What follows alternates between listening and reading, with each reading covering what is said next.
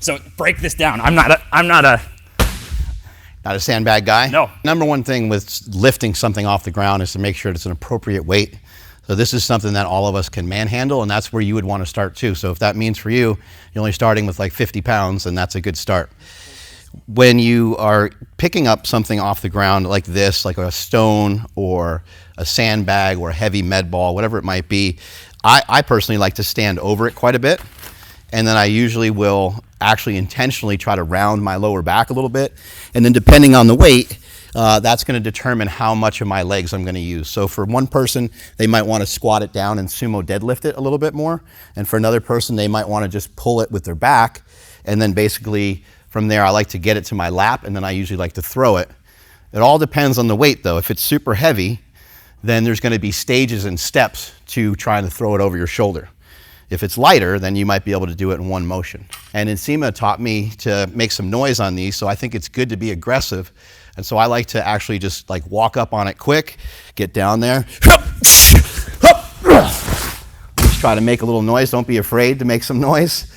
I think a lot of people are like self-conscious, but to me, it feels like my core automatically braces without me having to like really think about it, just by putting a little whoop in there. And some of you guys that just heard Mark say that, if you do martial arts, let's say karate, taekwondo, boxing, one thing that you notice with martial artists is that when they throw a punch, like there's an exhale that happens. When they throw a kick, like that natural exhale happens to tense and brace the core dynamically. Because you're never gonna see a martial artist throw a punch and let's say, like, you know, when we squat heavy loads, right?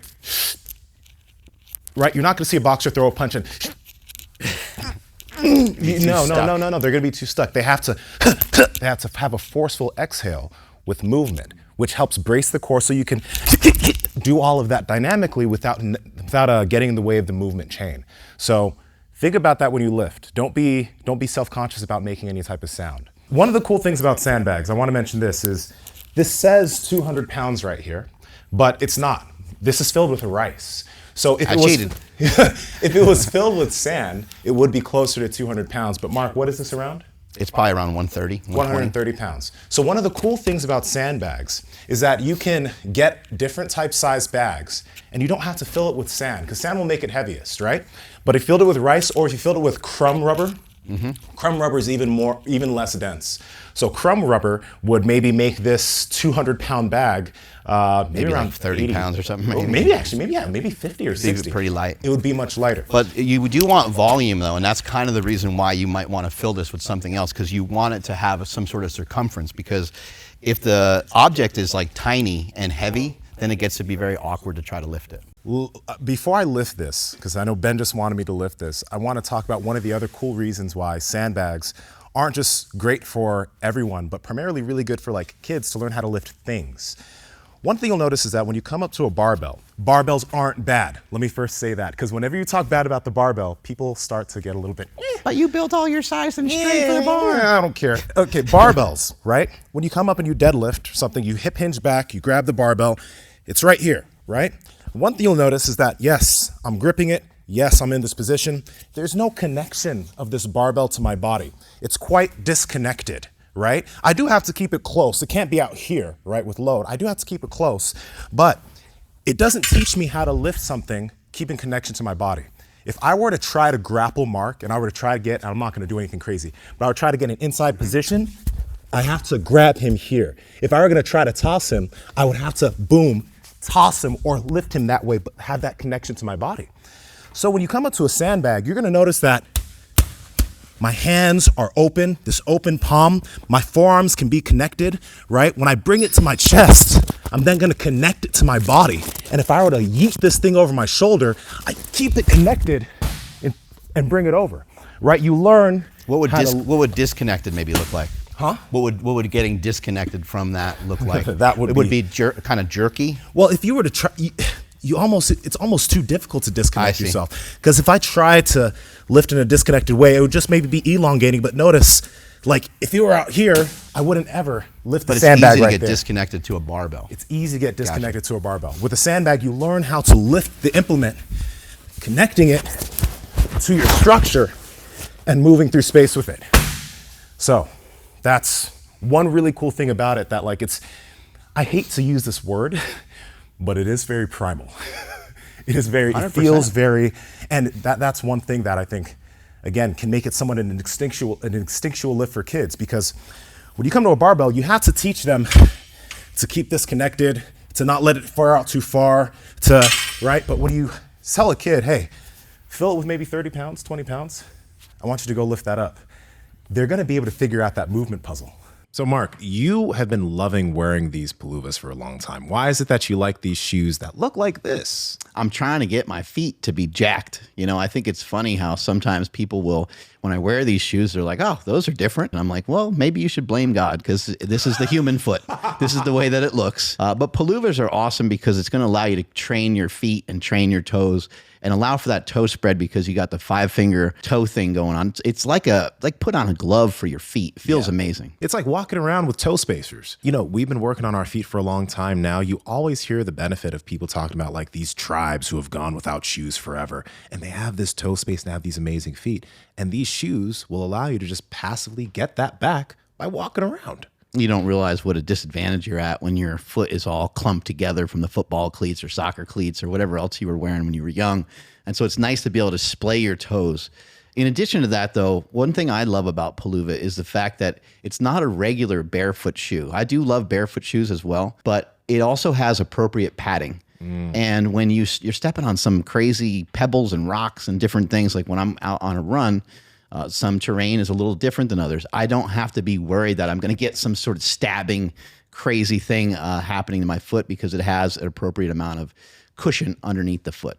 And guys, Paluva has a lot of different styles on their website. I think one of the newest styles they just came out with, which is a little bit more of a rigorous shoe, is the Strand ATR. It's not these are the Strands, but the ATRs have a little bit more. If you want to go hiking with them, you totally can. Those are amazing. If you go out, throw those on and go sprint on a field, and your feet feel so strong, grabbing the grass and being able to actually grab the ground with your foot feels amazing. I'm more of a chill guy with my Paluva, so I like the Zen slip-ons, but that's the thing. With Paluva, there's a lot of different options. So if you head to paluva.com and use code POWERPROJECT, you'll be able to save 15% off your entire purchase. And they also have toe socks. Their 5-finger toe socks are no show, so check those out too. And the way I see it is like a real world task. Okay, this is like in the manual labor survival. To me, I see it as almost just like a real world task to then maybe dumbbell, barbell. Like I see them all as awesome. Yeah. So I come more from the rehab space. And so for me, my go-tos are teaching people from a seated position, getting that back, like retracting the shoulder blades, stretching the inner thighs, and then learning to pull. So I'm getting You guys see how he's connected to the weight, because he got the connection through his arms, because he bent himself to get tension through the whole body. If you don't do that and you try to just lift, everything just goes right into your lower back. Yeah. And it's very taxing. And most people, especially if they've had knee injuries, they've lost. Like if you've had knee injuries, you actually start stiffening up in the hips because you stop getting down here. So with this, we're stretching those inner thighs while strengthening the lower back. I then progress that to now we're gonna pick that up with that hamstring flexibility. So stretching the hamstring, strengthening the back. So those two. When your knees were banged up years ago, was your mobility just trash?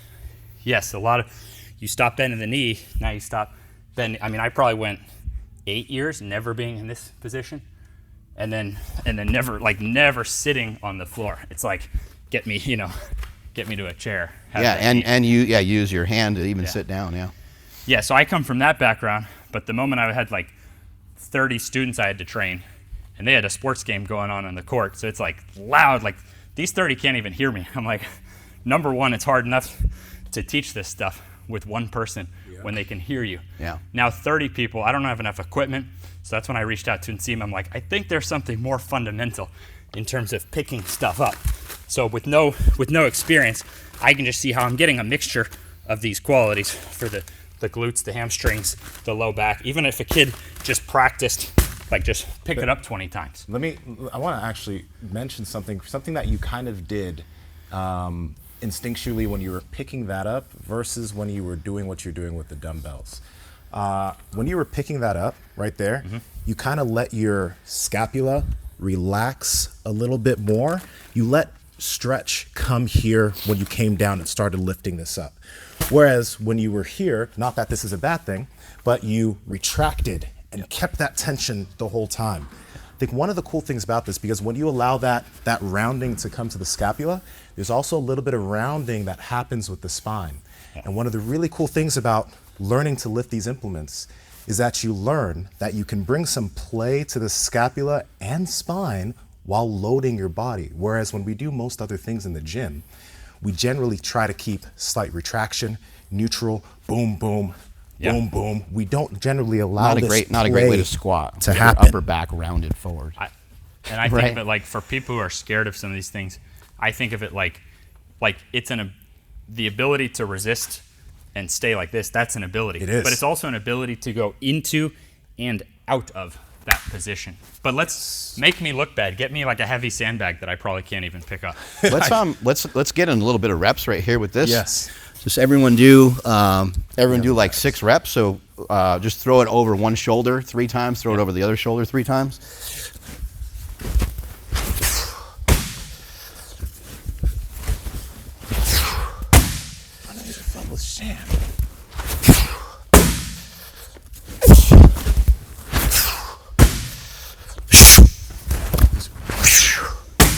Last one. One thing you're getting in there too is you're getting your toes are getting in there even. That's what even I was going to say. Is you'll get in a PE class, you'll get the kid who's like, "Oh, I can do that easy," and they'll probably naturally just like Olympic lift it up. Yeah. Well, like who's to say that's bad? There's nothing wrong. I'm getting my legs going, and then have a triple extend and like try to get it up. Can we talk about this real quick, actually, which is one of the reasons why I think this is really cool. Because notice what you're doing so naturally. Keep going. You got 3 more, I think. Just be a little careful of your biceps. Not to pull too much with the biceps. There you go. Okay. Good. It's something. It's getting it firing. Have you done that before? No, haven't done a sandbag other than picking this up at the store. Okay. Now, you've done a lot of Olympic lifting, right? And this is maybe 130, 150, right? But how did that feel to you? I mean, you're activating a lot of stuff. It's very comfortable. Okay. It's more comfortable than when you're learning a bar, Yeah. which, in my opinion, the bar, beautiful. The dumbbell, beautiful. This, beautiful, and more fundamental. My little kids are trying to pick stuff up like this. Yeah. They're not instinctively like doing a power snatch or something, which would be stringing together. Really, someone who watches this video would be able to, if they did all this stuff, they'd learn a power snatch pretty easily by the end. So before I do my repetitions, I don't want to talk too much, but I do want to talk about that, because another cool thing about this, and I think anyone who does manual labor or construction, they're like probably watching this and laughing at us like, oh, you're finally discovering manual labor, right? But the amazing thing about this is that you come here, you come into triple extension. Like if I want to really bring that over, it's a rotational movement. You see also his body's going back too even. Yep. Right? So you can train your ability, and because let's say someone starts lighter. You don't have to start at 130, you can start at 100, you can start at 75, you can start at 50, right? Learning to get that triple extension over your body. And then imagine then being able to do that with 100, 150, 200, 250, right? It'll take a while, and of course, we understand that if you're to load this on a barbell, you could load more evenly, you could have it in this nice symmetrical position. It's easier to progressively overload that with weight, but you can still progressively overload this and train that power ability with this type of implement, right? Which I think, again, for people who are martial artists, for people who aren't interested maybe in doing as much Olympic lifting, you can get the same stimulus right there.